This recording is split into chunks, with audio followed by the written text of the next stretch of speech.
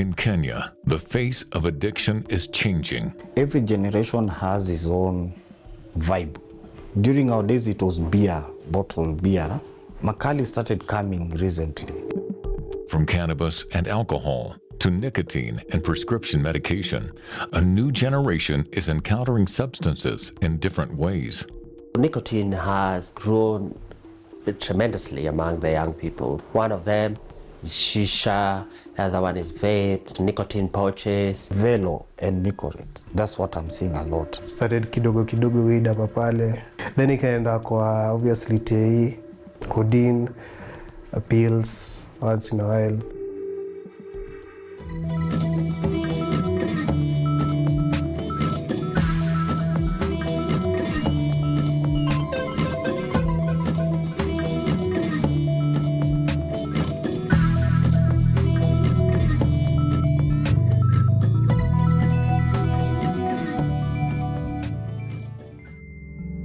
According to the 2022 NACADA National Survey, 1 in every 11 young people aged 15 to 24 was currently using at least one drug or substance of abuse. Tobacco, cannabis, and multiple substance use were among the substances reported.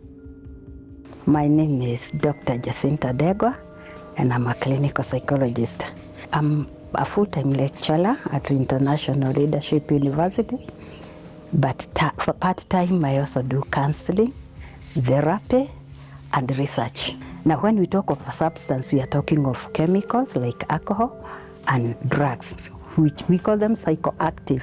And the reason why we call them psychoactive, psycho means the mind.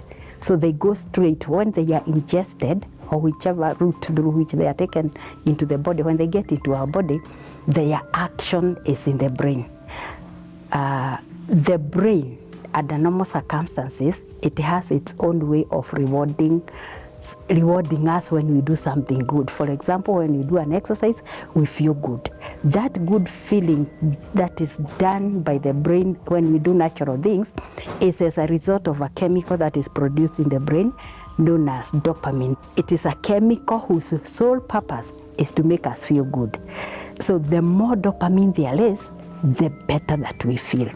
So what happens to these psychoactive substances?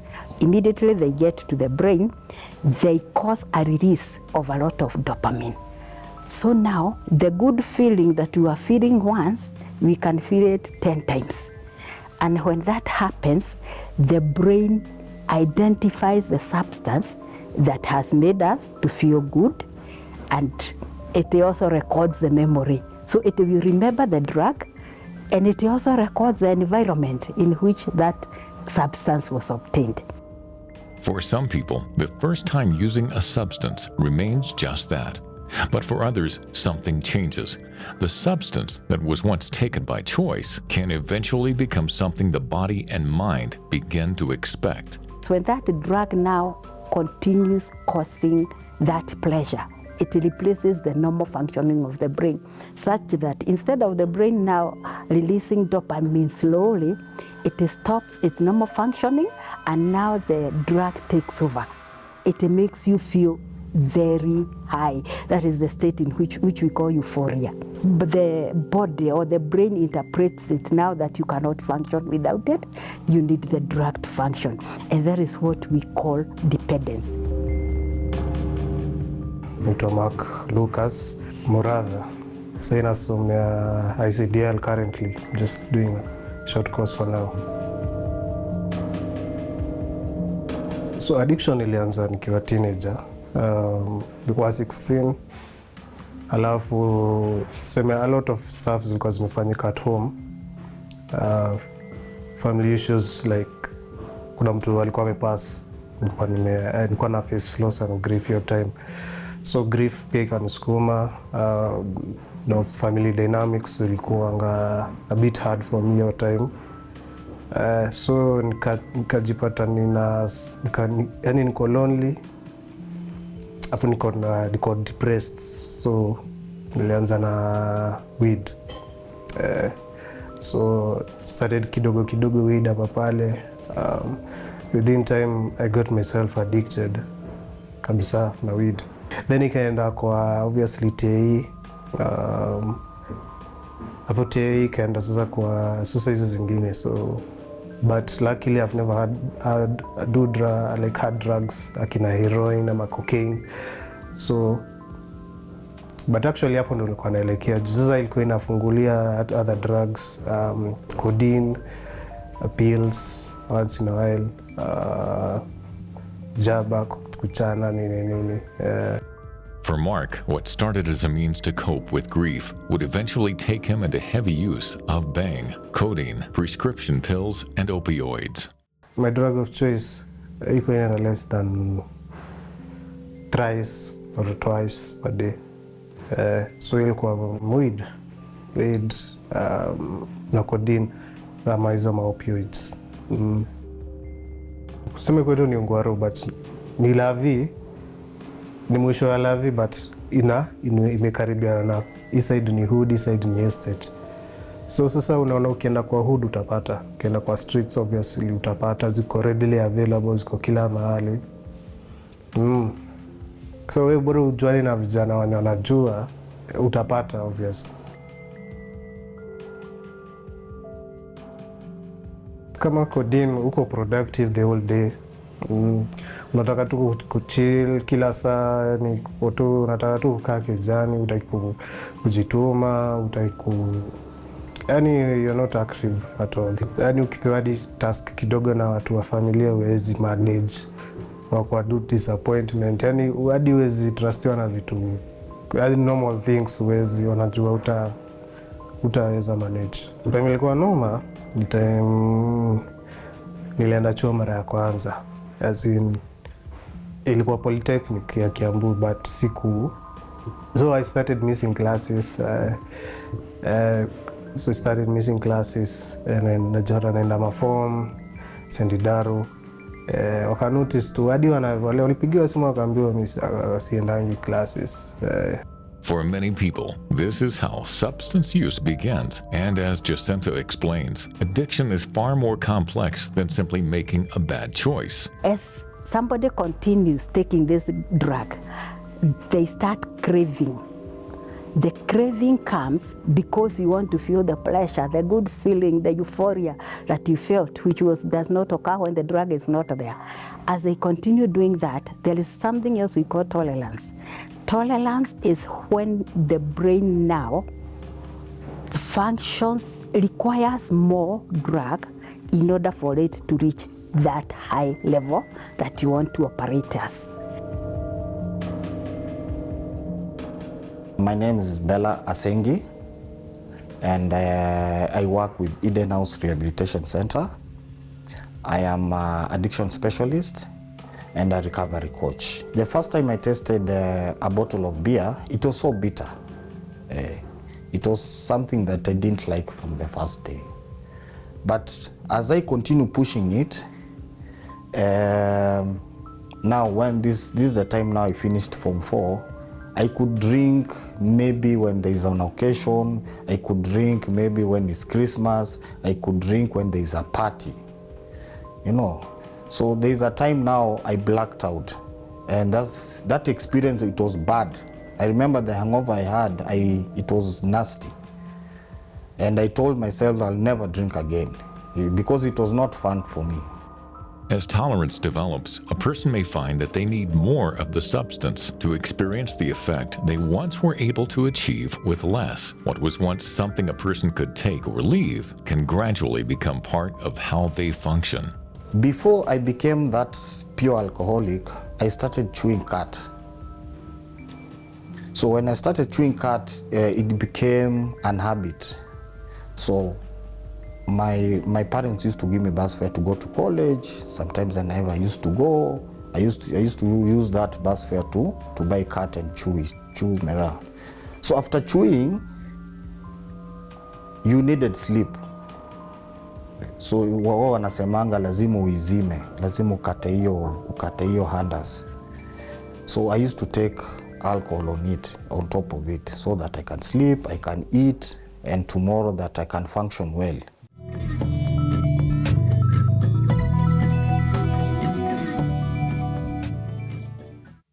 One of the common misconceptions around addiction is that someone who is dependent simply needs to stop. But dependency is not simply a failure of willpower. My world was morning from home to the town center, drinking, coming back. Sometimes I don't come back home. That's what it was part of my life. I started selling things for me to get a drink because a parent cannot give you money. How somebody knows that they are addicted is when they reach at that point where they always feel the urge for that, let me just use the alcohol, they feel the urge to take the alcohol, and then they have no control over it. So somebody may think, let me go accompany you to the club, I'll take only one for the road, and then I go back. But when they get there, they find themselves they are taking 2, 3, 8, and getting drunk. And because they have reached that level of pleasure, the body will always demand more, even next time.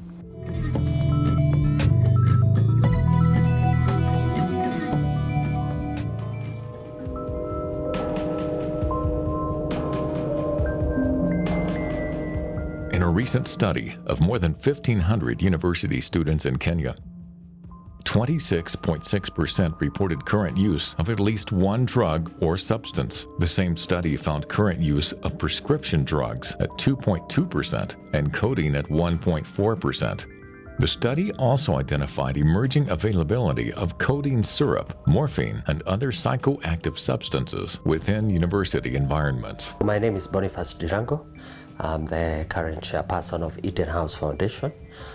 We started this place about 18 years ago, just where we are, and we have grown into 5 treatment centers across the country.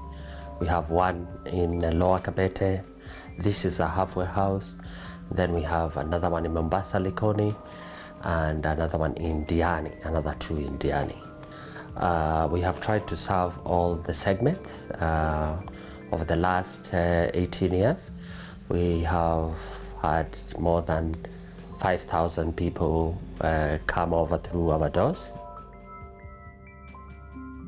When I was using, the ratio of men to women was like, even our centers were the rate of close to 14 to 1. Now it has shifted. The difference is very minimal. Quite a number of women are checked into substance abuse.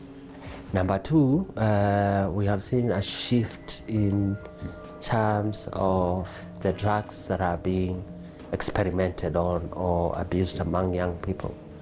The trend is alcohol is the gateway drug, and then nicotine through cigarettes, and now that has really expanded because there are quite a number of different things that people are using to have nicotine in their system. One of them is shisha, the other one is vape, the other one is nicotine pouches. So nicotine has grown tremendously among the young people because it's fashionable, it's hidden, it doesn't smell, the new approaches to selling. And of course, prescription medications, psychedelics, prescription drugs that of abuse, they have increased in number. Studies have shown that it runs in families. They talk of a gene of addiction, but studies are still ongoing. That one notwithstanding, is just like how you can say somebody has inherited a condition of diabetes. The other one is the environment. If this person modifies their environment, it can reach a point that they will not get into that problem. Like if I can continue the use of diabetes, if somebody who has a gene of diabetes works on his diet and lifestyle, they will live a normal life like everybody else. But the problem that we have in our society is that the environment is more toxic than the genetic implication. A 2021 NACADA assessment found non-medical use of prescription drugs Among people aged 10 to 35, with codeine among the prescription drugs identified in the study, the assessment also found that users perceived prescription drugs as legal highs or cheaper alternatives to other drugs. For example, when you talk of the e-cigarette, which is now being used and is very attractive to the young people, it's more attractive because it is combined with the flavors.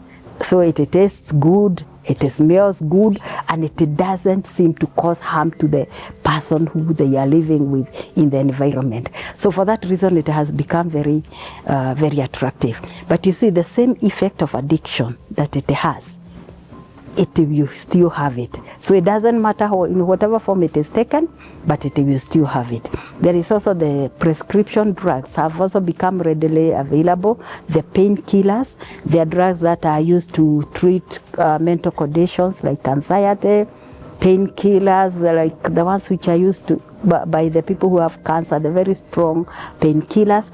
All those are psychoactive. Their effect is in the brain. For Boniface, this changing landscape is something he has watched closely through the years of work in addiction recovery. He now shares how Eden House takes on treatment and rehabilitation. The initial stages, sometimes we can be forced to have involuntary admissions where we ask parents to sign a form and we use the Mental Health Act to get them started. But it's only for a very short period of time, 4 to 7 days. Then we start to win them over. We are pro-positive psychology, where we create an environment where people are able to express themselves and speak about what's going on. We develop friendships. We actually build a community. We help develop a better, positive lifestyle. Whatever it is they're searching for, substance abuse, you can develop that in a positive manner. You can develop that. Friendships among people in recovery, fun activities. In fact, our policy is making recovery real and fun. The question then is whether our systems are moving fast enough to respond to a problem that is also changing. Kenya is known to be, most of the time, we're very good at picking out and describing the problem and looking at the problem and developing a document without proper implementation or plans on how to implement. Most universities and colleges and schools of learning between the ages of 18 and 24, they really need to have a program, a proper informed program on dealing with mental health issues and addiction issues, because the evidence and the researches that have been done are sufficient. So now, who will implement whatever program there is? You need to have a lot of prevention programs and brief interventions. I hear NACADA right now is doing a community guideline that will look into how to make every community aware of. But again, as I mentioned, it's always just paperwork and nothing tangible on the ground to impact. For Bella, he eventually went into rehabilitation, and today he uses that experience to support others as an addictions counselor. I remember the first time I went to rehab after 13 years of drinking. So now that's the time I was turning 30. Now remember, I have drunk 10 years. I had nothing to show off. So that's the time now I remember I went to my smaller sister because my father could not listen to me, my mother could not listen to me. So the only person I could seek for help, it was my sister. And that's the time I really hit rock bottom. I had enough. Because I tried, my mother tried always taking me to church, people talking to me, pastor coming, praying for me. It didn't work that way. But the time I went to rehab, and that is the time, it was the moment I met other recovering people in the rehab who are seeking treatment. That's the time now I started understanding this thing is a disease. I didn't know. I didn't know that therapy, you can do therapy and you get to know where your problem is, because I never used to know where my problem was. But after doing therapy, that's the time I realized, kumbe I have a problem. This is a disease that it needs a lot of attention and treatment. That's the time now I went to school, I started doing counseling, I did my certificate, I advanced more in diploma and everything. I volunteered in the rehab. At least the Eden House gave me that platform for me to volunteer. You know, I became a residential counselor. That's how I started. I can see the struggle that they're going through because it's the same journey I passed through. So I understand them very well. Even parents, I really understand them very well. So when I'm dealing with them, we tend to relate, we tend to understand each other. Mark's story now looks very different as well. After rehabilitation, he is building a life that once seemed distant. Nilifanywa detox. Ilili affect. Uko juu ya opioids yani ziko strong, so hadi ulikuwa unafeel effect zinaanza kushuka, unasikia diko unaenda landslide, ulali hadi appetite ni ngumu. But luckily mimi haikuwa hivyo mbaya sana. Kuna watu unapata wamepuke, wasi mostly alcoholics, yani wamezoea tei vibaya sana. Mwili nikaanza kusikia inarudi fiti. Bado ulikuwa napewa medication ama vitamins, supplements, so ilikuwa pia inasaidia na mwili yako inarudi vile ilikuanga. Tunaambiwa in recovery tuna appreciate zile vitu ndogo unafanya, even like staying sober for one day. You know, it's a big step for me kwanza. Naanza kurelate na watu differently. Unaanza kuelewa vitu more, unapata hadi your brain unaanza, kuna vile tu ina nini differently, una relate. Socially, kitambo nilikuwa, yani kama wewe si mtu fulani, I can't socialize with you. Sasa socialize na kila mtu. Shika hiyo time nilikuwa najificha nikiwa na watu fulani, sitaki kuongelea. Nilikuwa nataka tu watu tuna use nao. So at least sasa inaanza kurelate na watu vizuri huko nje. Mimi hadi sikuwa najua nitarudi shule some point juu after the first school, I was like kicked out pia, it was, ilikuwa tu mambo mingi. So hadi I was staying home, I was hopeless, At least I'm starting to see a new way of life. Treatment centers also need to really kind of have more halfway housing, because we don't want to take people away from colleges and universities and not allow them to continue with their education. From a clinical perspective, recovery can require far more than simply removing the substance. Counseling can help a person understand what was driving their use. For Mark, it was grief. Grief isn't easy, naweza sema hivyo. Especially that time I was like teenager. Huyo mtu nilikuwa nimemtegemea a lot in my life. So vile tu alipass kwa just like it take time, like 3 years nikubali. Unaona 3 years sasa hiyo bado na use. Sasa hii at least I'm able to face it sasa without any drugs. I faced the reality. So at least I've had a couple of sessions with some grieving counselors, and now they tell me how to do. There's a step work to do about loss and grief. So I'm working on it, but it's helping a lot. One of the things that counseling or therapy does is to help identify how did it start, because even as you stop, it is important to deal with it. Solution. If this person doesn't know how to deal with the negative emotions, the next time when they will have a problem, they will go through another loss, or they will even lose their job, they will go back because they don't know. So help them to learn how to deal with their negative emotions in a healthy way. Relapse is also part of the reality of addiction recovery, but it does not have to mean the end of recovery. important thing about seeking professional advice or professional help is to help you identify what could be, what are the stressors in the environment. What is this that is causing you to go back into that habit?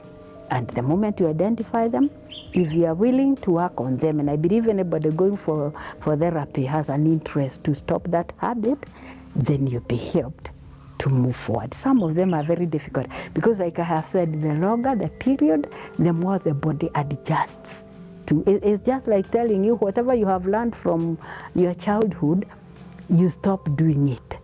That will involve, it's just like telling you uproot and then plant something else. It is not easy, but it requires patience. As Mark now shares, preventing addiction does not begin only when someone needs rehabilitation. It begins earlier with conversations, with healthy coping mechanisms, and knowing the risks. Shule mingi criminalize drugs sana, as in ukipata mse tu akipatikana na drugs, it's a big issue. So like when counselors uko ndani, watu tu wanaongelesha vijana uko, yani na vijana pia wako honest on their side, wako na like good counseling sessions, wa bring hiyo awareness kwa shule kabisa, na wasi criminalize ama waseme oh wewe ni mkora juu unafanya hivi na hivi. Just accept people, watu wako willing to learn. So kuna watu brilliant huko nje, so ukisha like wasaidia na hiyo shida, utaona zao na improve hadi na masomo. Na to parents pia like pia, so no addiction say something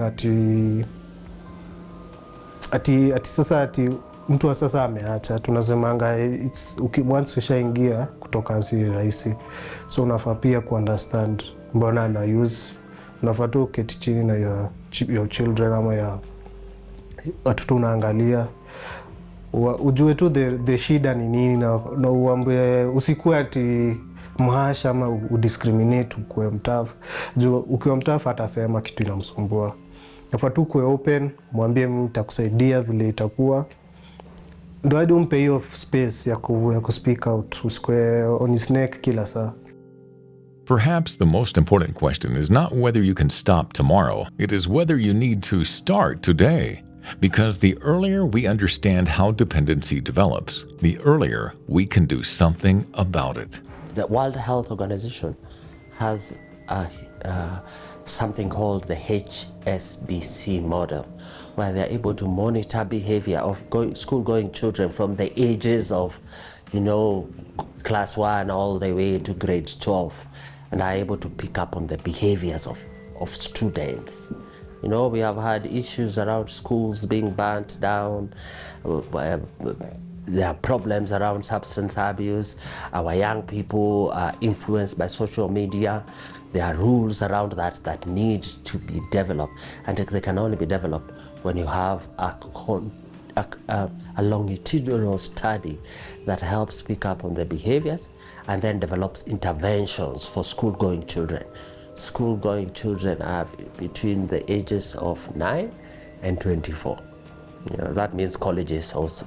The individual is key in this war against addiction. Unajua wewe vijana unajiona uko young, mchangamka nini, na unakuwa mtu anaweza kuambia sijui nini, lakini inafika na point tunaona wenyewe watu wana move nje, na wewe sasa utabaki uko pale move. Watu wenye mko around nao wana move, wewe zinakurudisha nyuma na ujui. So mimi naweza washa tu ajijue, achane tu na hizo vitu bado. Kuna mali tutawapeleka, wajicontrol tu. Jadi ni sisi ndo tuko next kwa hii country, unaona. Sasa tukiwa sisi wote walevi hapa, sasa nchi nani ata drive? Mimi nasema tu sober up.